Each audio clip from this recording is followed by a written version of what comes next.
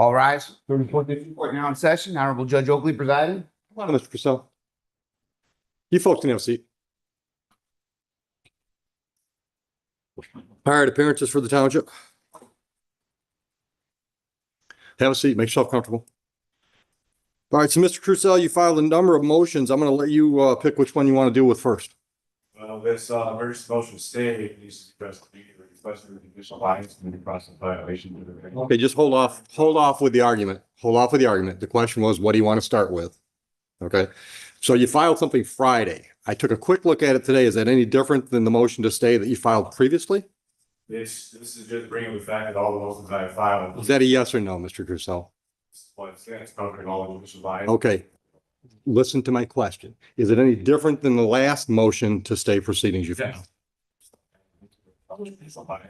Okay, just give me what you've added since the last one, because this one I haven't had a chance to read fully. The first one I read fully. I just have a mistake straight to me telling you didn't give a shit about what I had to say. Okay, hold on. Mr. Cazell, this is going to be a very long day for you if you don't listen to my questions and answer my questions. That was in the original motion to stay proceedings. I've asked you to give me whatever's new in this motion. New stuff covers Judge Keenan Green telling me to sue the Secretary of State rather than addressing the due process violations in my case. Okay, stop right there. How does that lead to why this should be stopped today? All of this is stemming from where all of this should have been stopped a while ago. That's not the way it works. Mr. Cazell, hold on. Okay, that's the last time you're going to interrupt me today without a contempt of court charge. Is that clear? Is that clear? Against me this entire time. No one has made her answer. One more word, and it's contempt of court. It's $100 a contempt, and if I get totally fed up with it, then I'm putting you in jail. Okay? Just because she and I happen to agree on the law as it applies to your case doesn't mean we're in collusion. It's possible that you're wrong. At least accept the possibility that she and I have the same opinion about something. That doesn't mean we're colluding. You understand that concept? Do you understand that concept? I am impartial. I've been trying to save you. Just because I agree with the prosecutor doesn't mean I'm against you. It just means I agree with the prosecutor. So it means if you're agreeing with that, definitely means that you guys are lying against us. So that means in any case, when I buy the arguments from one side, that means I'm colluding against the other. You're agreeing. Yes or no, Mr. Crucell? No, you have to answer my question. Contempt number one, $100. Answer my question. Every time I rule in favor of one side, does that mean I'm colluding against the other? Yes or no? $200. Yes or no? Because I can do this all damn day. And when I get tired of this game, then I tell them to put you in custody because it's contempt of court, criminal contempt in my view. Yes. It is. All right. So now, any argument you make from there, I'm going to deny because that's an unreasonable position you're taking. Judges, by definition, have to decide in favor of one party or the other. That's what we do. When you made that statement, you were making. What statement is that? It was I thought we were talking about Judge Green's SOS statement.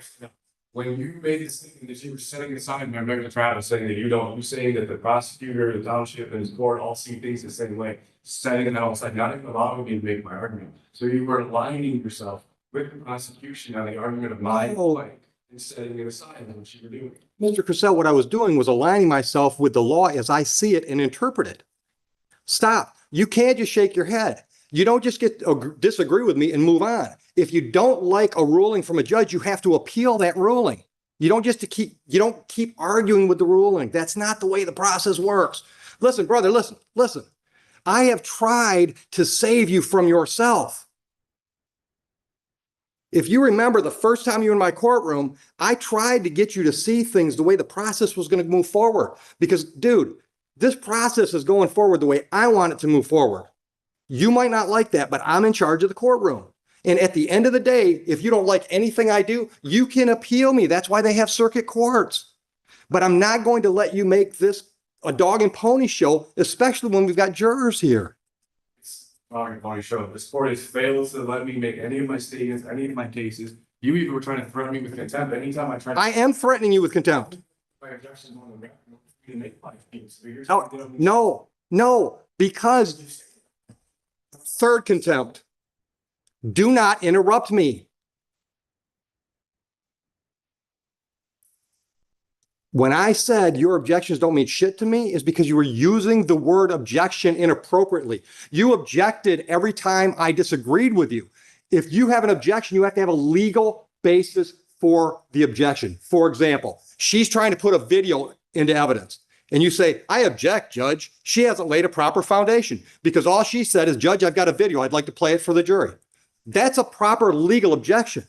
When I rule in her favor and you say I object and I say, what's your objection? And you just disagree with me, that's not a legal objection. That's why I said your objections mean shit to me because you're not using the word appropriately because you don't know what you're doing. That's what I tried to tell you originally the first time you were here. You've never been to law school. You've never tried a case. You don't know the rules of evidence and all the other things that have to be in play to have a trial go forward appropriately, properly, and to be perfectly honest, in your best interest. And Your Honor, again, you're trying to spin this here every time I make a. I'm not spinning. My objection is based on you stopping me, not allowing me to do it. And that's when you told me my objection is. Okay. All right. So let's do it this way. Let's do it this way. What motion would you like to address first? The motion to postpone? Denied. I'm not denying the jury trial.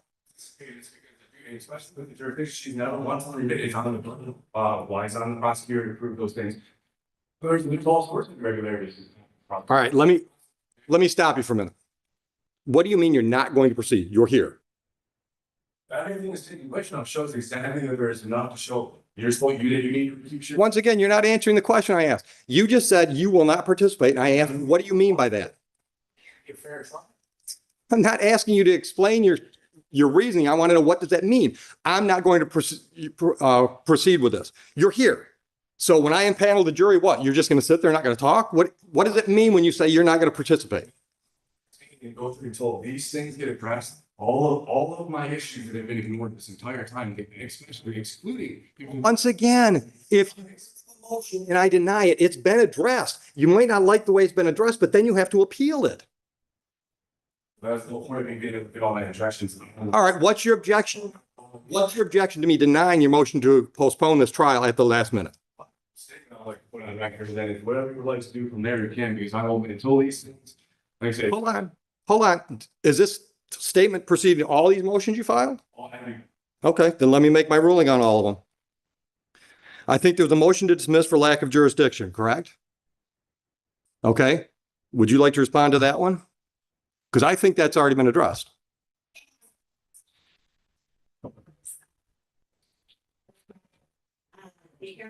Please arrested Mr. Crusoe while he was in Huron Township, 34th District Court has jurisdiction over offenses that occur within the township, both civil and criminal. This is criminal and. Did you appeal Judge Green's decision on that motion? I'm prosecuting because I've been in contact with the appeals. Okay, so there's no appeal filed yet, correct?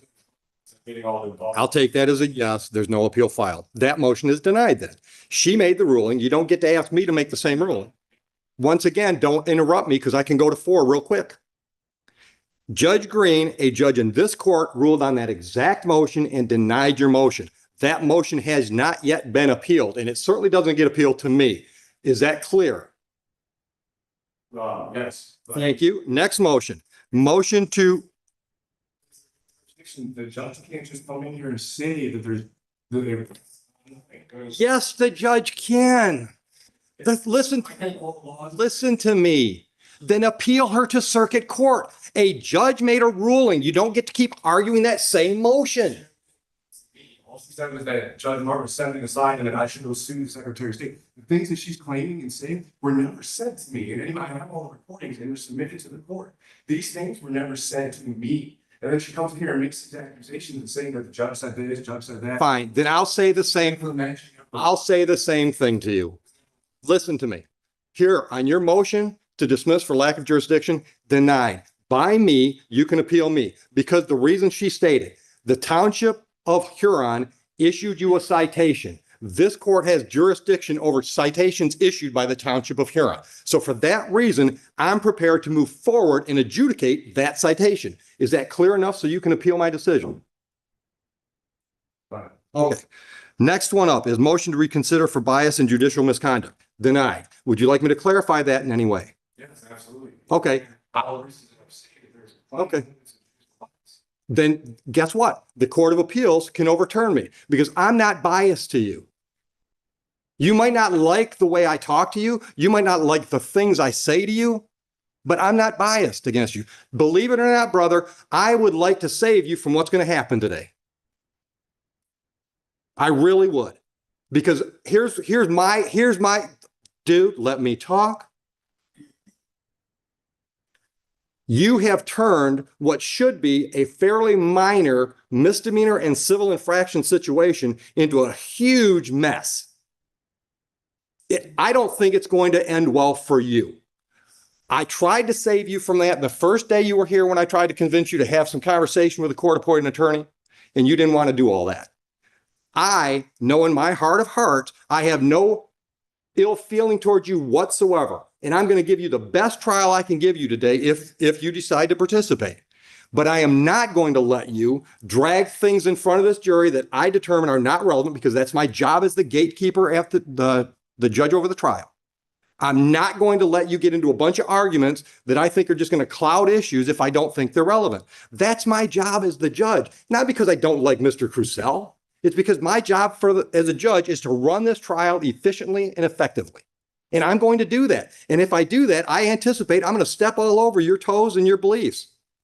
But that doesn't mean I don't like you or I have bias against you. So I am denying your motion to recuse myself. Anything else you want to put on the record so you can appeal that decision? Once again, stop. That's an improper use of an objection. What you want to say is, I disagree with that, which is fine. That's why you appeal it to the circuit court. But it's not an objection. What's your legal objection to my ruling? That's not a legal objection to a ruling. That's not a legal objection. So that's two motions down. The next one is motion for relief from judgment. I'm assuming that's Judge Martin's decision to set aside your defaults. All right. Do you really want me to grant that motion? Because if I grant your motion, that means the default that was set aside, defaults that were set aside are reinstated. Is that really what you want today? Well, listen, the thing is what I'm saying. Mr. Purcell, yes or no? You filed a motion asking me to set aside a decision that was made. Do you really want me to set that decision aside? Because that means those civil infractions are then in default and they're done. Is that a yes or no? Yes or no? Do you want me to set aside those do you want me to set aside the default set-asides? Do you want me to reinstate those default judgments? Then I'll deny that motion. All right. You filed something called Notice of Constitutional Rights, which I didn't see anything where it required me to make any decisions or anything else. You're just letting me know that you're standing on the Constitution? So am I. All right. The emergency stay we dealt with. You also file an affidavit of non-consent. You didn't need to file paperwork for me to know you didn't consent with the proceedings, but I got the message there. Was that the only message I was supposed to get out of that document? Essentially, yeah. Okay. Okay. I don't need a preachy moment. I just want to make sure I wasn't supposed to get anything else out of that affidavit other than you don't like the process that we're involved in. Next thing I had on my list was affidavit of non-consent. Oh, excuse me. Motion for judicial notice. What does that judicial notice of what? Certain terms that this prosecutor keeps trying to use and apply in this case that are not the lawful terminology being used. Okay. For example. You use motor vehicle. Okay. Motor vehicle's pretty much a term of art in our business. Law differences between how it's being used. Absolutely. Well, then you can make those arguments. But you can't tell her she can't use that phrase. Yeah, but I'm not the trier of fact. So if you want to make an argument to the jury that her use of the term motor vehicle is improper, you can make that argument. Is that what you're concerned about? Is you're not going to be able to make the argument? Yes. Get what stuff on the record? Filings. Well, I can guarantee you're not getting all these filings on the record because the jury has no reason to know about all your motions. All of this has to go, all of everything is taking place. all No, of it together. no. Exactly. No, that's not the way it works, Mr. Cazell. It is. No, Mr. Cazell. All right, listen, brother, listen. You don't get to tell me what my job is. I've been doing it for 25 years. Listen, listen. Well, then that's why they have appellate courts for the fourth or fifth time. I decide what this jury gets to see today. I decide. That is, by definition, the role of the judge at a jury trial. I get to decide what goes in front of that jury. If you don't like the decisions I make, you appeal those decisions. That's the way it works. What this jury has to decide today is whether or not you violated the township ordinance on that date. Hold on. None of these legal arguments about whether or not I should recuse myself or whether or not you notice me up for constitutional rights, none of that has to go to that jury. And none of it's going to. That's my other issue with the trial, and my emergency stop, the motion to stop this. I already ruled on that. Certain back, acknowledge my motions for my next travel. Nothing to do. Once again, I'm doing my function as a gatekeeper for a jury trial. I'm deciding what's relevant and what's not. And you can disagree with me that all day long. But we're going to do it, once again, we're going to do it my way. You can appeal me. I've been appealed before. I'll probably be appealed before I retire again. It's okay. That's the way the process is set up. I encourage you to appeal me. All right. I am open-minded enough to think that perhaps my mindset about your whole travel thing, maybe that's all wrong. So a circuit court judge can tell me I'm wrong. But so far, and I've ruled this way a number of times on the traveling issue, nobody's ever appealed me to lead to a circuit court judge to tell me I'm wrong. But I'm open to that idea. I said, well, you just keep, each judge has done the same thing. They just keep setting it aside and acting like it doesn't even exist, not allowing me to make my case, which is violating my rights to be able to produce my case in my head. What's your case that traveling doesn't mean operating? I was having the fact that this court's violated my due process rights in every way, the judicial bias and the fact. All right, then appeal me. But today we're having a jury trial. An unlawful jury trial, and I think that late statement I need to get on the record. Right, but hold on a minute. Once again, I want to know what that means. You're not participating. Not participate in a jury in a trial where there is clear bias in this court against it. Okay. It violates my rights to a fair trial. 100%. And you want to keep overlooking, I know they make you seem like they're not a big deal, and No, your rights are a really big deal. obviously not, because if you can sit there and say that the things that are happening, the things you're saying, and just try to give these excuses, I just because I'm pretty sure on this, you are aligning yourself with the prosecutor on my right to trial, completely setting aside, not allowing me. Mr. Purcell, no, I'm not. Listen to me. No, it's not. Listen to me. Listen to me. She could step out of the room, and I still think your travel argument is bullshit. Traveling. The right to travel was when you did it by Shank's mare. Then appeal me. That's my decision. Appeal me. When you're driving a motorized vehicle or traveling in a motorized vehicle, that brings all those ordinances into play. That's my legal ruling. Appeal it. I encourage you to do that. But that whole traveling argument, which, dude, I've been through that argument a whole lot more than you have. Trust me, in the last 25 years, I've had that argument a lot.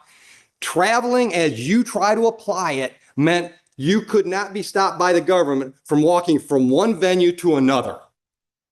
But when we got motorized, then the rules kicked in. Rulings from the American Jurisprudence side that literally stated that yes, first of all, you're allowed, and including automobiles, as long as one does not interfere with another's rights. And this is something that's been established to be here. Then appeal me. Take that precedent and appeal me. I must be complaint as well. Okay, that's your right. I'm not trying to stop you from doing any of that stuff. I'm just trying to stop you from bogging down this jury with stuff that I've determined is not appropriate today.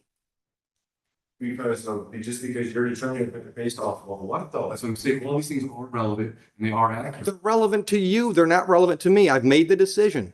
I have made the decision. I made that decision months ago and you didn't appeal that. I mean, the process is working out. which is not an appeal.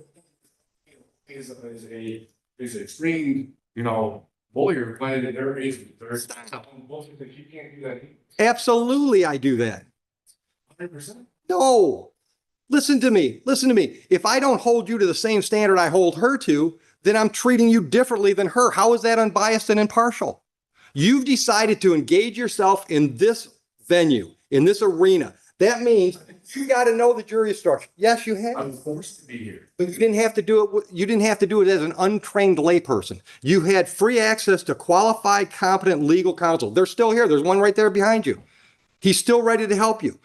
You chose to do this yourself. That means you've got to know the court rules. You've got to know the statutes and the ordinances. You've got to know the rules of evidence. And if I help you through those lapses in your knowledge base, that's not fair to the prosecutor. Then I'm taking sides. And now I'm not going to let her walk all over you and try to trick you because you don't know some of those rules and statutes. But I am absolutely going to require you to know what you're doing because you've chosen to do it. That doesn't show bias. That shows impartiality. There is no partial anything. I have the. Once again, Mr. Crusoe, that's your opinion. No, it's your interpretation of the facts. So you have to appeal my decisions. And look, dude, the fact that you're not in a jail cell right now shows how impartial I am. When Officer Price literally pulled up to meet my wife had a case before any of this even happened and talked to us about the traveling. Even told me I was well within my rights. Gave me every clarification that I was well within my lawful rights. This was all a retaliatory thing from the beginning. And then even when the chief called me, he even called me trying to read. I was like, well, it's not over. And then he goes to the motor vehicle. And then he tries to get me to not pursue legal matters. And then he's mad at me. And then the day that I filed for my body cam, I'm getting removed from here on a little league. And stop. Hold on. I don't doubt that it is. But I think we got into this a little bit the first time you were here. And I told you, that's not proper for this venue. If you want to complain about the way the Huron Township Police Department handled this, you can file a civil lawsuit against them if you want to. But what's in front of me is one civil infraction and 2 misdemeanors. That's what's in front of me. Oh, every time I force it to make my case, basically, the court just keeps setting all my stuff and not allowing me to be heard. Because I'm going to make decisions based on the facts. That jury hopefully is going to make decisions based on the facts that are presented. How will there be facts if this court continues to not allow me to get my facts? Because the facts you want to get into, what facts do you want to get into? The chief had some conversation with you? It's not even just that. I mean, well, yeah, regardless, I have all of that to cover too. The fact that my offense, based off what I was doing, I didn't have to produce any of that. It just keeps all just thrown aside. Every single bit, and just not even trying to acknowledge any of it. So hold on. I don't understand. Hold on. You want to be able to testify to this jury? No, it's not. I'm not testifying. That's what I'm saying. It's the amount of traditional bias in this case. I'm done hearing about bias. You need to appeal me. I don't feel I have bias. Okay, well, I don't feel that I would have a fair trial here with everything that's been taking place. Why I filed policy? Why I did be. And I've denied all these things. Well, of course you can deny it. Again, show them again. That this. Once again, Mr. Crusoe, just because I disagree with you doesn't mean I'm biased against you. Maybe I just think you're wrong. Is it possible we could have a difference of opinion? Tina Green told me that she was just not acknowledging myself because the Secretary of State will make sure that do this isn't a big deal. I'm showing them. I'm not going to. It's no impartial sport here. I've never brought a Secretary of State, have I?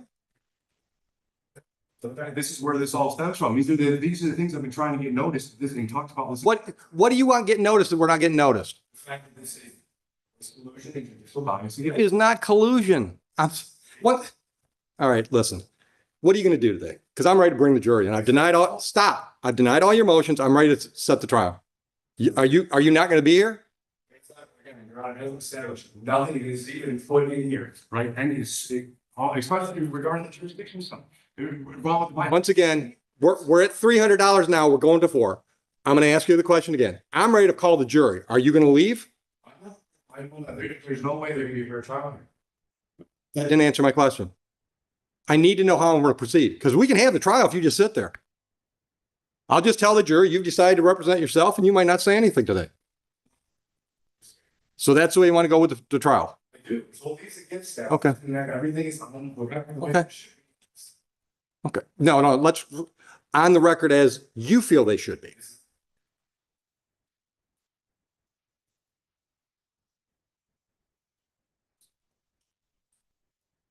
I brought the sites that, I left the sites at home and bringing up the person's jurisdiction. And hold on, once again, I want to just, because he just walked in the room, once again, I want to let you know, there's a very competent, experienced legal attorney here, defense attorney here, that's more than willing to help you with this if you want his help.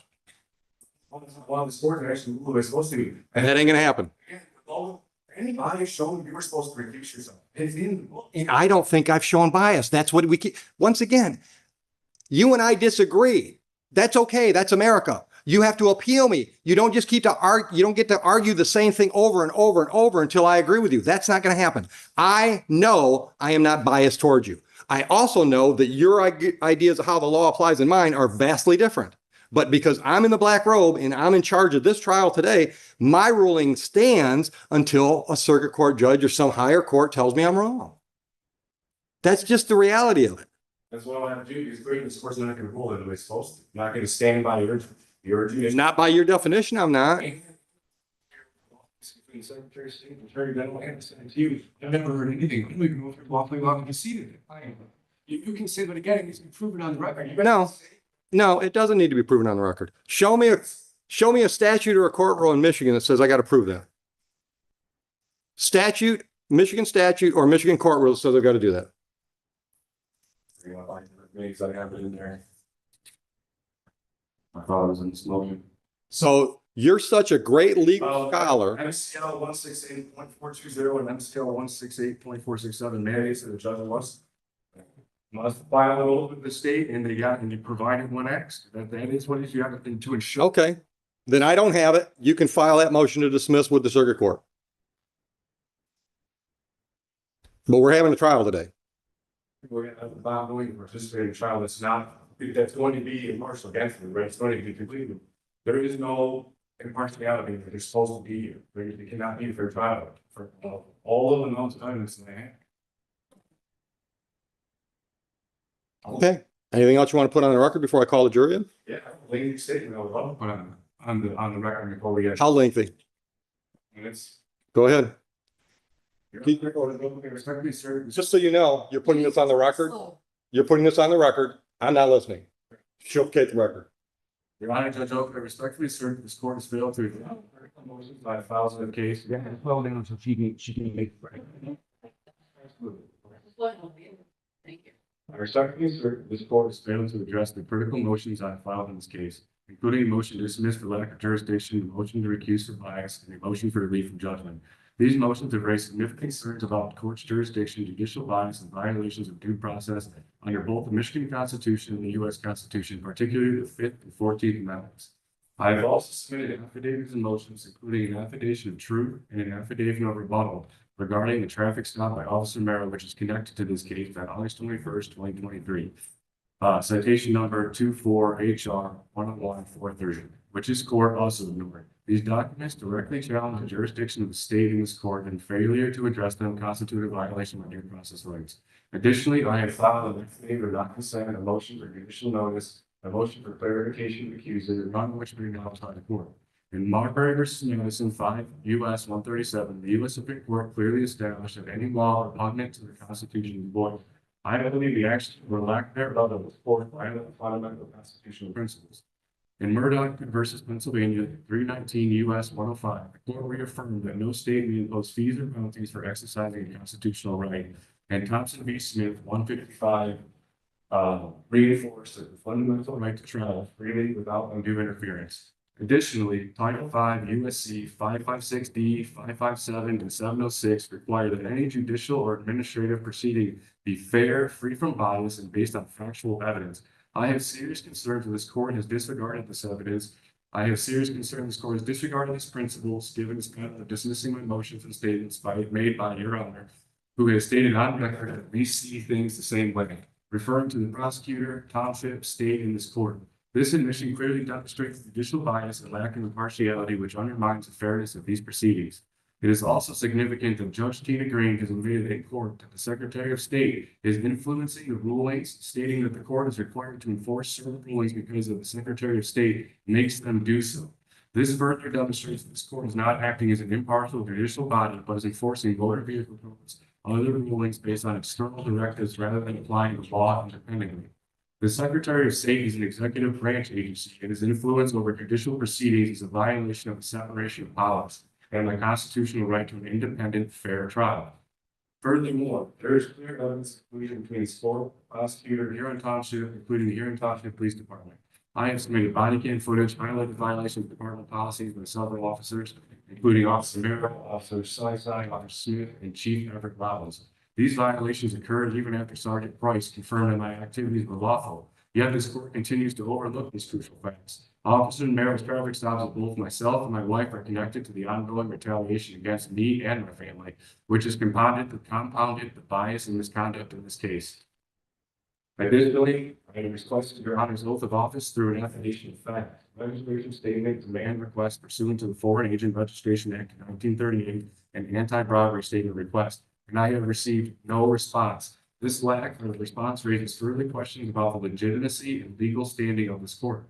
Moreover, Judge Lisa Martin issued an unsigned default order without jurisdiction or court seal, and during court proceedings, she admitted she did not understand the sui juris. These actions reflect further incompetence and violations of due process. I must also address the township's deliberate attempt to mislabel my private automobile as an off-road vehicle under local ordinance to circumvent my constitutional right to travel. This mislabeling is an attempt to subject me to commercial regulations that do not apply to private, non-commercial travel. This ORV ordinance was never intended for law public roads. Under the Clearfield Trust Code, verse United States 318 U.S. 363, when government entities operate in a commercial capacity, they lose sovereign immunity and are subject to the same legal standards as private corporations. The court's actions, including the misapplication of commercial motor vehicle codes, further demonstrate its commercial interest in misinterpretation of the law. The supremacy clause of the U.S. Constitution, Article 6, Paragraph 2, mandates that this court is bound by the Constitution, which is the supreme law of the land. This court, however, continues to proceed without regard for constitutional protections, violating my rights at every stage of these proceedings.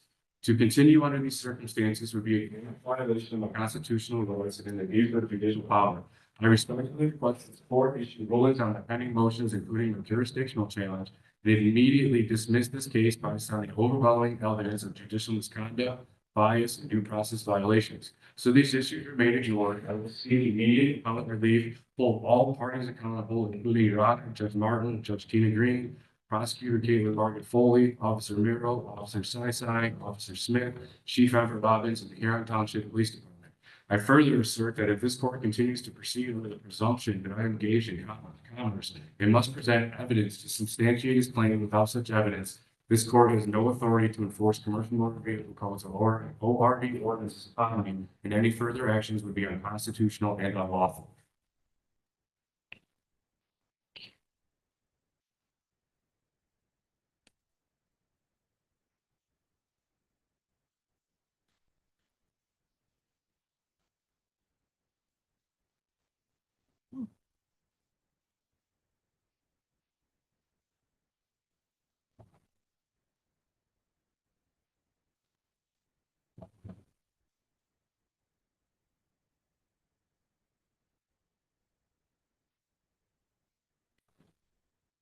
All right, here to court district court back in session. Bring the jurors in. Mr. Crucell, just so you understand the process, we're gonna do voir dire. Did you have a chance to talk about the iPad? No. Hold on a minute, Joe. Yeah, I told him I would go over it. Okay. I understand that's your position, but I'm still gonna explain things as they go. All right, I mean, I just want you to understand what's going on, so if you decide you want to jump in, you'll know where you're at. Understood? I'm not trying to talk you into participating. I'm just letting you know what's happening. I'm going to explain things as we go for you and them. You got that? I suppose I don't understand why I need to sit here and use my time for an other. Because if you leave, I'm going to ask you a bench warrant and you're still going to have to deal with this down the road. At least this way, listen, here, one of two things can happen today if we have the trial. Either they find you not guilty and you're done, then you can file all your grievances and stuff, or they find you guilty and you're just filing one more appeal. Instead of wasting everyone's time. You've already wasted their time because they're all here. They're all here. Well, that's why I filed these things weeks ago. These things should have been addressed before this process even took place. There's a scheduling issue that takes place too. So But hold on. Hold on. Don't interrupt. You didn't appeal the last round of decision. You didn't appeal the decision you didn't like from Judge Martin. You didn't appeal the decision you didn't like from Judge Green, and you didn't appeal the decision you didn't like from me last time you were here. So here's my problem. I'm not going to adjourn today because you say you're going to appeal, because if you don't, we've accomplished nothing and we're no further to resolving these files. I had to file with the appeals court that I've been in contact with the appeals court. Okay. Okay, hold on. Let me try to educate you. Okay. You contacting the appellate court, first of all, this should go to the circuit court. All right. You've gone. Okay. So I didn't choose for you to be here, but you're here. Okay. So we have to get through it. All right. So the way it works is you don't just talk to them about an appeal. You actually file and perfect an appeal,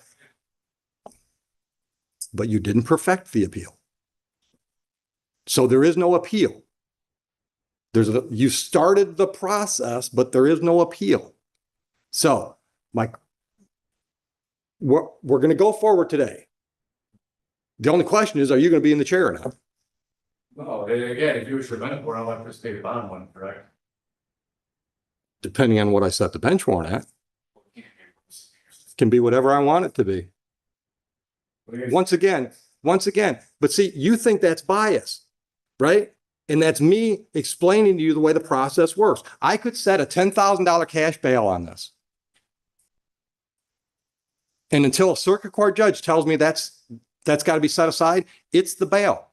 That's the bond I set if I set it. Because here's the thing. And I'm trying to, listen, dude, I'm trying to get you to see I've got a job to do. It's got nothing to do with you personally.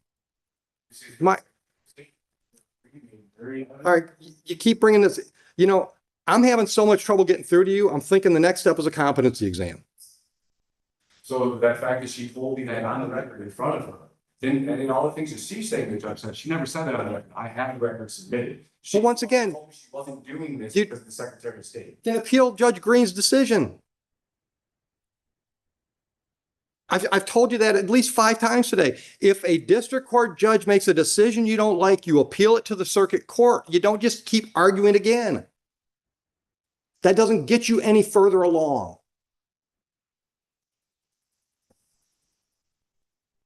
So if you don't participate today, if you just sit there, that's fine. We'll have a trial. You can jump in if you want to. You don't have to.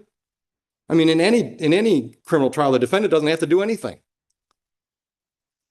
But at each step of the game, I'm going to let you know what your options are. So for example, when we do voir dire, I'm going to ask questions of the prospective jurors. She's going to ask questions of the prospective jurors. You can ask if you want to. You don't have to. All right. When it's time to pick the jury, she has a certain number of challenges she can use. So do you. You don't have to exercise those challenges, but that's the way we pick the jury. Do you understand that process?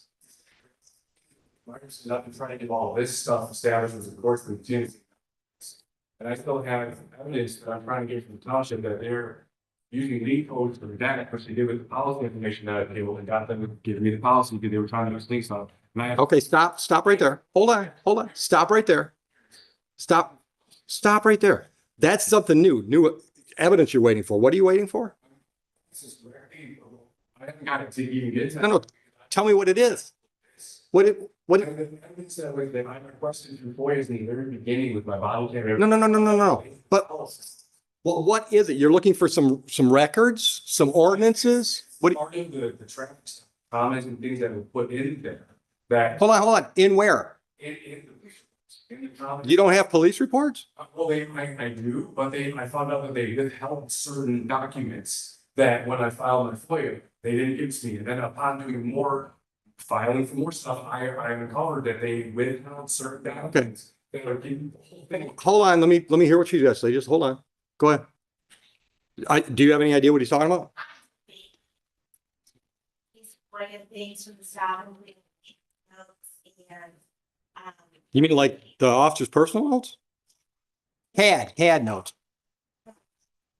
and, for example, body on camera where they're sitting in their patrol car and the computer's on. Those are all lean material that can't be discoverable. It can't be shared with people outside those that are, have the security clearance to observe or handle lean material. So that's what he's referring to.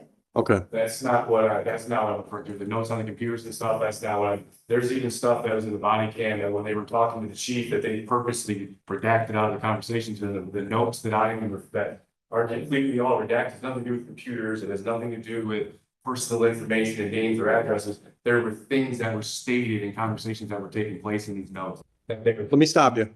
During the traffic stop? I found out that they withheld this when they should have given to me in the very beginning with my FOIA for everything that's involved in my traffic stop.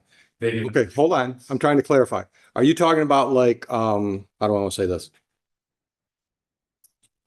Personal comments between two or more individuals? No, it's not personal boundaries, it's stuff that's logged through the traffic stop. Like, No, stop. But I got to understand what you mean. Logged through the traffic stop. You mean it showed up on camera and then they edited the camera? yeah. Or edited the recording? As well, and there was no clear reasons why, every time I'm trying to get reasons to why they did it, what it's next, because they're supposed to label why it is. I haven't got anything, and then it's in the comments sections of like what was going on. Hold on. Comments on the incident report? It's not the incident report, it was through the, while the traffic stop was taking place, stuff that was being entered through, like.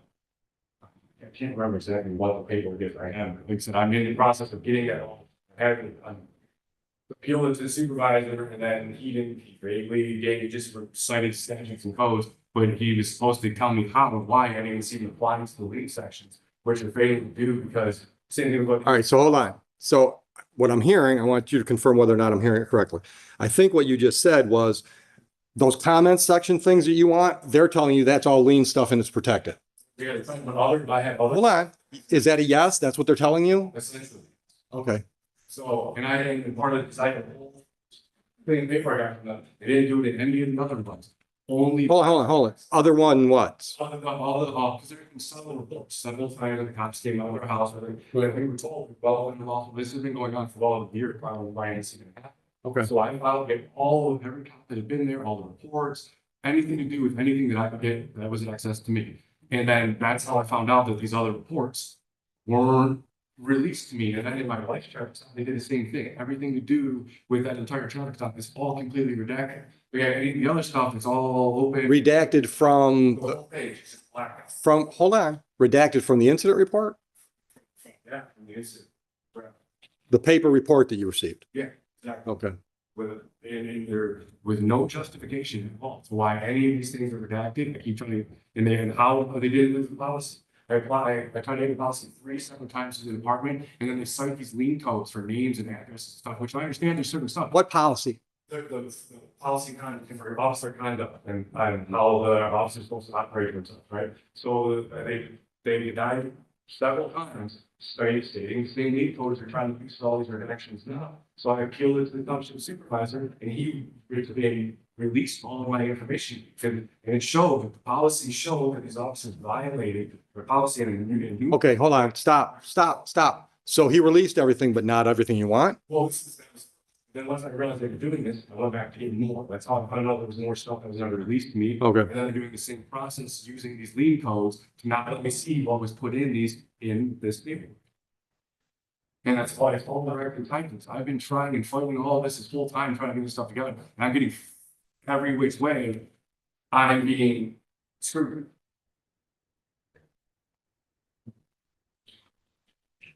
He's raising issues that concern me. Because now we're talking about discovery requests that are being partially fulfilled. As you can see, as it is with this stop, he does have the incident report, he does have body on camera for 4 officers in car, dash cam, what have you.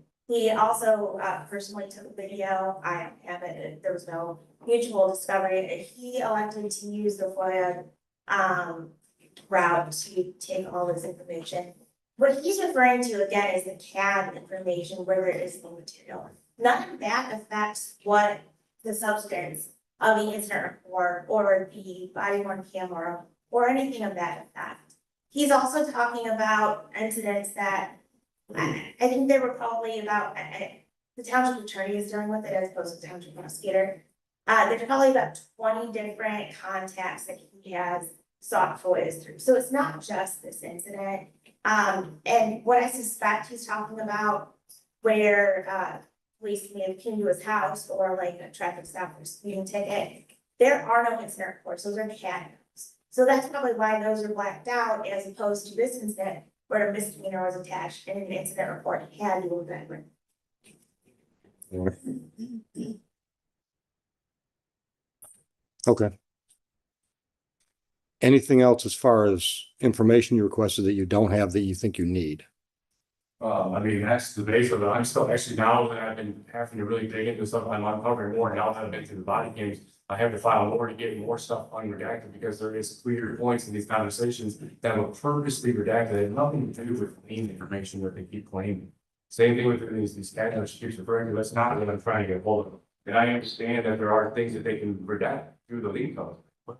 These entire things that are, there's no way the entire pages and these comments and everything are all lien information. There's no way. I've been told. How do you know? I've been told for Sergeant Price, things that are said in these personally about me and stuff like that, that are being redacted because it can be used showing the bias and everything, the retaliation against me. And I know for a fact what was said these things. That's why I know that being redacted is more than much to say. Okay. But Mr. Crisell, with all due respect, that all sounds like a civil lawsuit against the township. Well, yeah, this is my argument. I'm trying to bring into this court, but everything's just being keep getting. Because I'm not going to get into all that with a jury. But that goes directly to this, is what I'm saying, and that's why I've been trying to get all of this stuff answered before we even come to this point. I'm not going to let you get into all that with the jury. It's going to be confusing. We're going to go down rabbit holes. That's why What's- I'm prepared, because I need to be able to present my case to Sir. the fair. So this case goes back to February. We set this trial 2 months ago. You're right, but 2 I'm months and 2 weeks. trying to get the jurisdiction established, I'm trying to get the judicial bio stuff taken care of, all of these things that have not, that they've just been it is what it is, being swept under the rug, but Okay, hold on. Once again, I have to take offense to that. I'm not sweeping your judicial bias argument under the rug. I'm denying it. without it. I give it, yes. Okay? No, seriously. See, it doesn't matter what you have to say. If I'm determining bias, I know what my heart is. Now, you appeal that decision or you grieve me to the Judicial Grievance Commission, right? They can look at all your facts and say, well, Oakley, clear bias. But I don't have to hear all your arguments and see all your evidence to know I'm not biased. That's fine, and I guess that's something, and I have already started the process, and I will be going down it, the more I look at it. Okay. So again, I, Sir, it's 9:02. The jury's been here since, I'm assuming shortly after 8, some of them were showing up. again, like I said, I cannot participate in something that I know is not, it is stacked against 100%. Well, once again, you think it's stacked against you just because you don't agree with the way things are going. Okay. It shows that these things have to be established, that there has to be. Then You see, bias, but that, see, I mean. okay, stop. We're just hashing the same arguments again. If you're right, then you've got an automatic appeal if they convict you today. If you're right, and this whole thing has been nothing but a sham, It has to be, and it's all this turned into. okay, bring the jury in. I'm tired of talking. That's the motion will be real quick. Motion who? Oh, I forgot you file a motion. Give me just a moment. Yeah. Yeah. Did you see that? Hold on. Did you get her motion?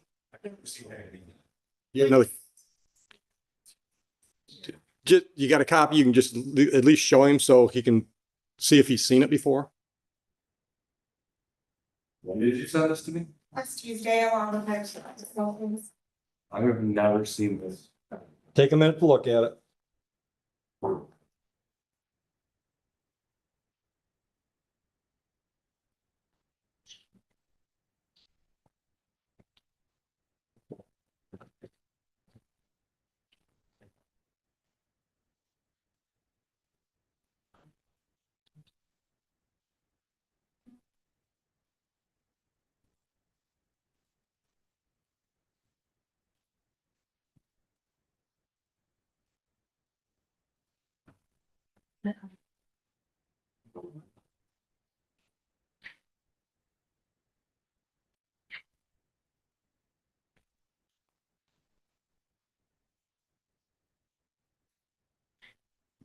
I'd also like to bring up for the record too that. Hold on. Hold on. Have you had a chance to look at what you just handed me?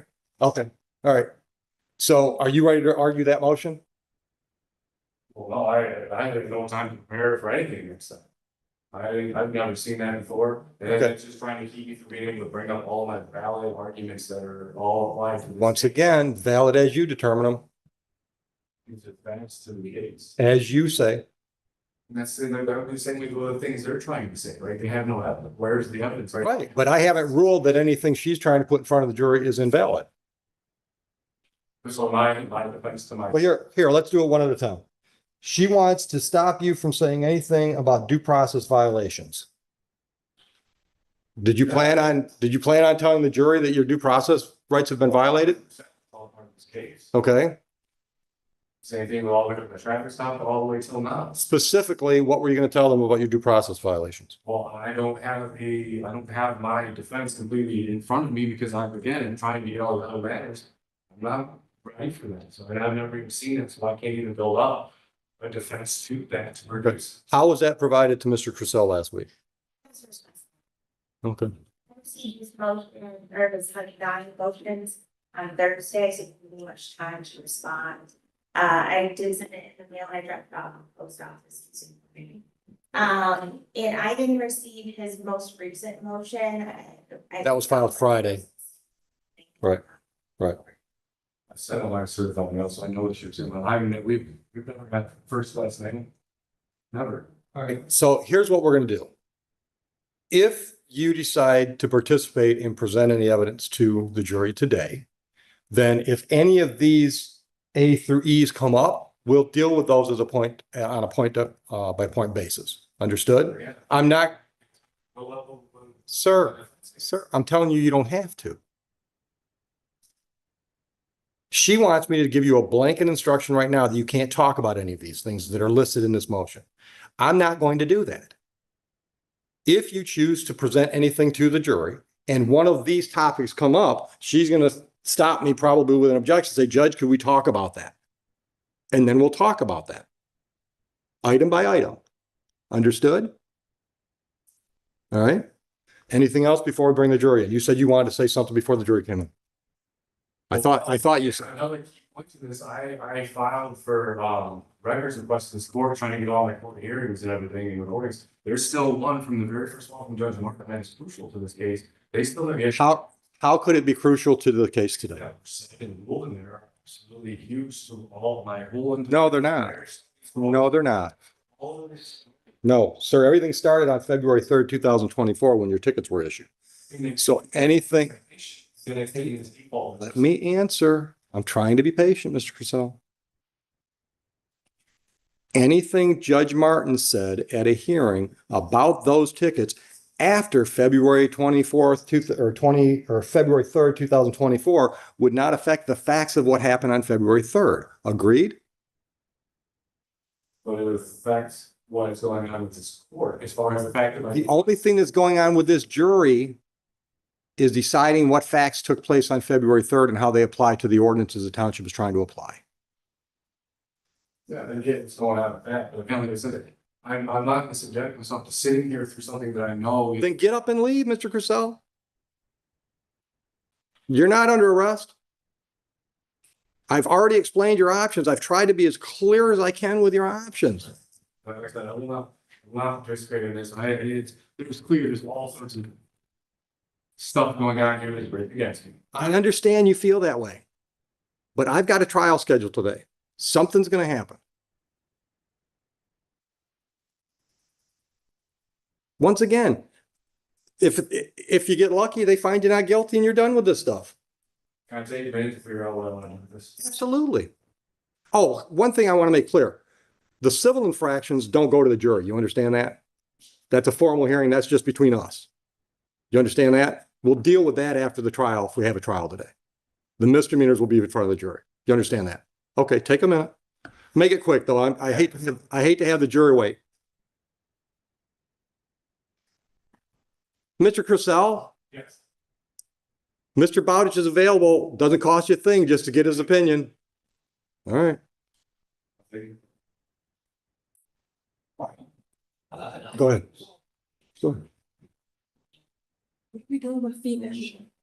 I suggest. Yeah, you ready for Phoebish, the plea? Bring him in. You just push record and go.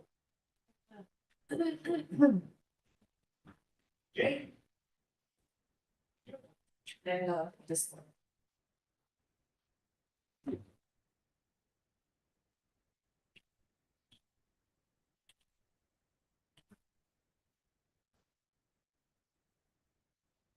Caitlin, what's the first name? Is this Robin Miller, the complainant?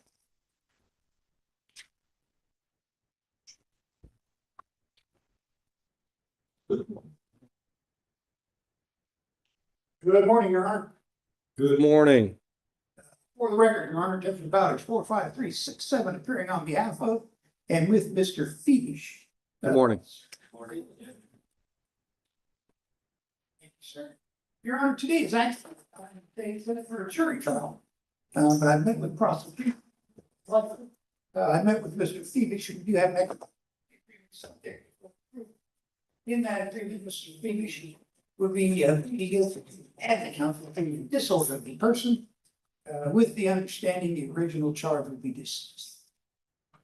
All right, Mr. Phoebish, is that correct? And you understand your rights and the options those rights give you today after talking to Mr. Bowditch, probably more than once? You understand the possible penalty for disorderly? I Oh, know. Your Honor, I apologize, I don't mean to interrupt. Right. Got it. Yep.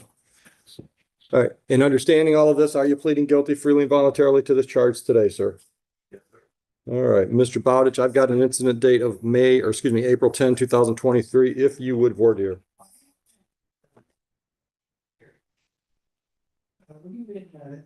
You're on time.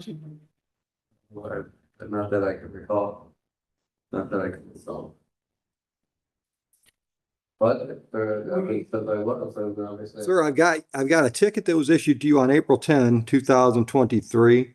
Looks like it was 1:03 a.m. at or near 27526 Dupree Drive in Huron Township. Do you remember that incident? Does that help you? Sure. Oh, okay. Okay, yeah, yeah. On that day, sir, in your own township. You would just. Yeah. I apologize, Your Honor. All right, are you satisfied, Mr. Bowditch? All right, I'll dismiss the original charge. What should I know before I sentence? Are we okay with an immediate sentence? Immediate sentence, Your Honor, this was a matter that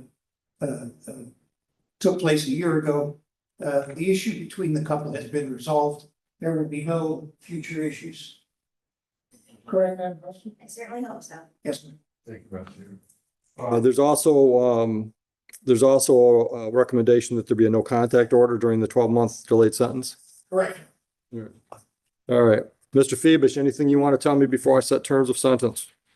I apologize for being my argument. So we don't see 56-year-olds in the courtroom, things like that. Surprise. I really appreciate it. I can't, but they'll give you options downstairs about money. Sheriff or corrections officer. Okay. Okay, Anything you can do to help, I'd really appreciate it. okay. Anything else? All right, understand when I say no contact with Robin Miller, I mean no contact of any kind. No phone calls, no letters, no social media contact. Don't have your friends go check on her, see how she's doing. She calls you and begs to meet for coffee. She can't change this order, only myself or somebody else in a black robe. You understand that? That means if you're in Taco Bell She comes in, you go eat at Burger King. Clear? All right. So 12 months, stay out of trouble, no new criminal offenses, no contact with Ms. Miller. Court costs are assessed the amount of $500. We've already got a $150 bond, which 90% of which will apply towards your fines and costs. Go downstairs and talk options. Good luck. Thank you, Barbara. Hey, Counselor, you know, fix and second? Yeah, just go ahead. Yeah. You know, Wait for paper. Completely. Wasn't. Hey, Counselor.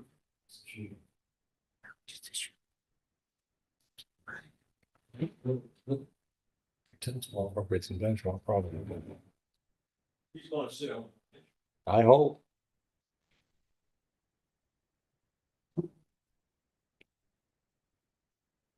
He's like Phillips. I tried to tell Phillips, like, look, dude, waive your jury and I'll let you talk about anything you want to talk about.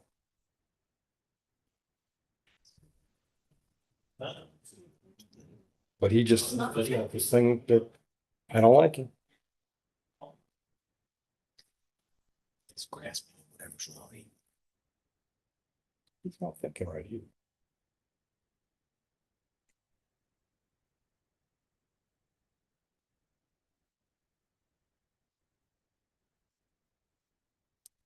All right. We should probably have Caitlin. yeah, she's not.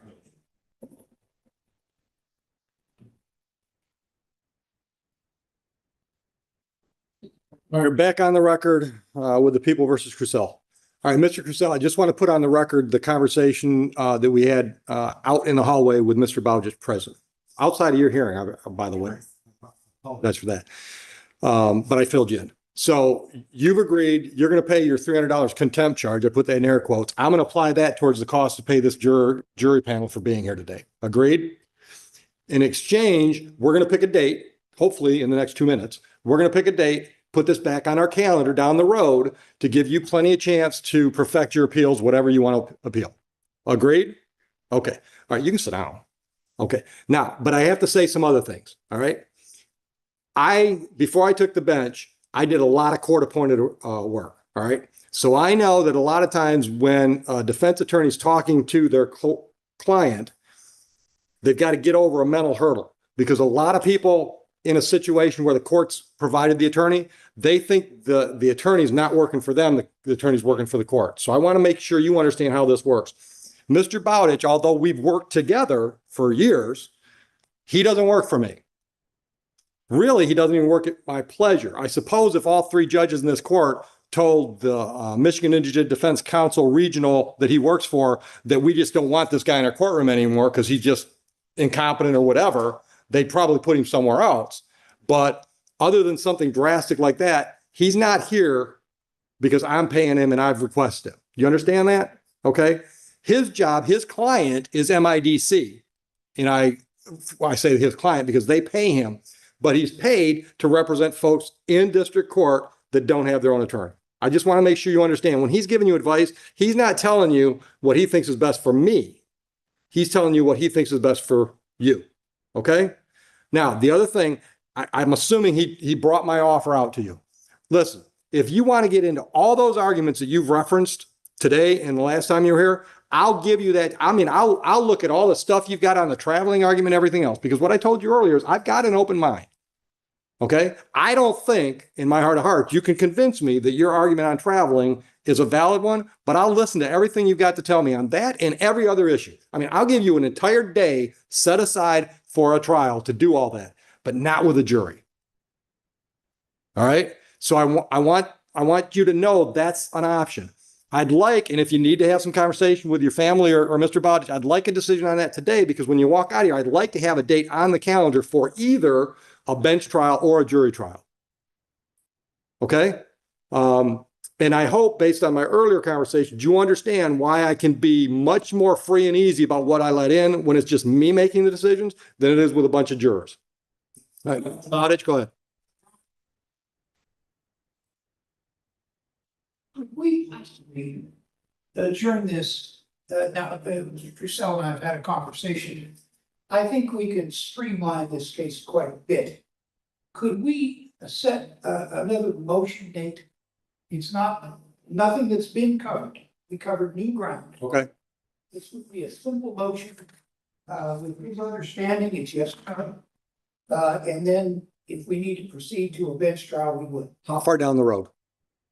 Well, it depends on how long his, discovery is going to take, if there's anything even possible to be retrieved. But I suppose a month or so. Probably a month is too tight. Is talking. Well, no, that's in the process. I've already appealed to the conference. I'm in the process. of- Okay, hold on.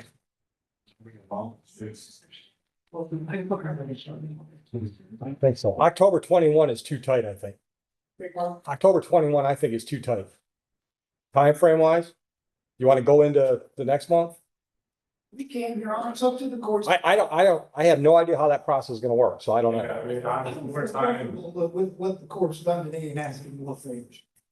No, you're not asking a favor. We're just scheduling a date.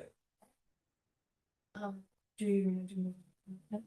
What is it? That's a Monday before Tuesday.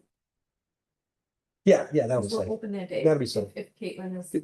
Do you have an opening on Monday, the 25th? You're not scheduled. Of November. Just for a motion. This is just a motion hearing. We're not gonna take testimony. Okay. As long as you're not, no, Don't- you don't have them that month, it looks like. So that'll work? What's the date? 9 a.m., the 25th of November? It's the Monday before Thanksgiving. Nobody's got travel plans? Motion date. Okay. So I think what I'm hearing is you think that will either be dispositive or we'll set a trial date that day. Yes, Your Honor, or we'll resolve. Okay, all right. Okay. I didn't ask. Can you pay the $300 today? Okay, and I implore you, keep talking to him.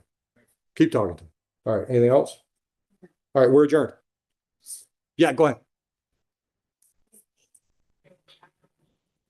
Officers are here and Yep. yes, ready to testify. Understood. And you can give them my apologies. Put it all on me. So your civil infractions, we're just kicking those down the road. Understood? Okay. Or I keep saying infractions. It's 2 misdemeanors, 1 civil infraction. All right. Okay, so everything's adjourned. I'll make a note in the file so the cashier knows what to do with your $300. Mr. Bowdish, as your, Not officially, I don't think. let me just give you notice.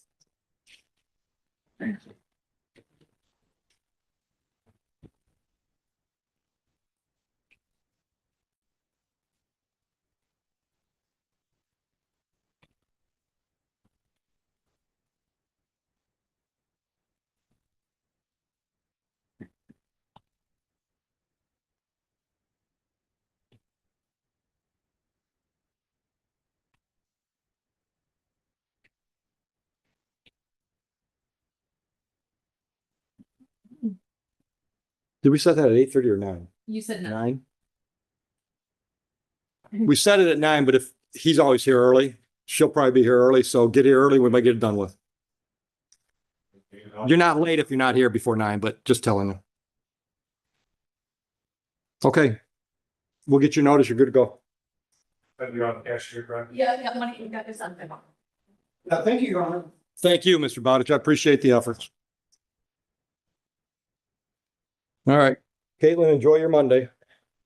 Yeah, thank you.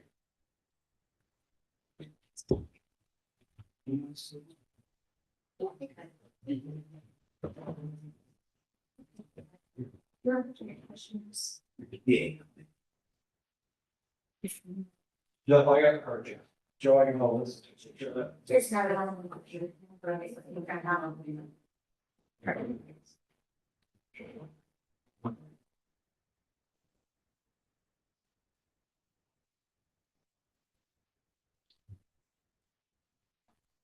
Did you turn off everything, Judge? No, I will. I'll come back and do it. I don't want to set these down. I gotta prepare it for the staff. Thank you. Yeah. So it looks like you don't have one in November, but you have the first one in December because of this, yeah, because, we're closed one of the days. So you actually have two in December. Just a heads up. My other one between Christmas and New Year. Yeah, December 30th. So, I mean, if you maybe ask Al, say, hey, you gonna take the day off? So who covered today, Rob? Dad. Did he? Oh, so he changed what he had. Oh, Yeah, it was, there were 272 parents scheduled, so I told him, congratulations. Don't try to keep up, just with the people in and out of your pickup. so is he good on Zoom? The courtroom drama continues as the judge explains jury participation to the defendant. He clarifies that the defendant isn't required to engage, but he needs to understand how the process works. From questioning jurors to exercising challenges, the defendant has options, but they must be exercised correctly. The judge emphasizes that procedural knowledge is power. Understanding when and how to act can make a difference in the trial. At the same time, the defendant is frustrated, wanting to introduce every grievance and every perceived injustice to the jury. The judge cautions that diving into irrelevant or procedural disputes could confuse the jury and derail the case. This is a classic courtroom tension between the defendant's desire to present his full story and the court's need to maintain order and focus. It shows how legal strategy and courtroom procedure intersect, often in frustrating ways for defendants. After hours of debate, the court finally negotiates a solution.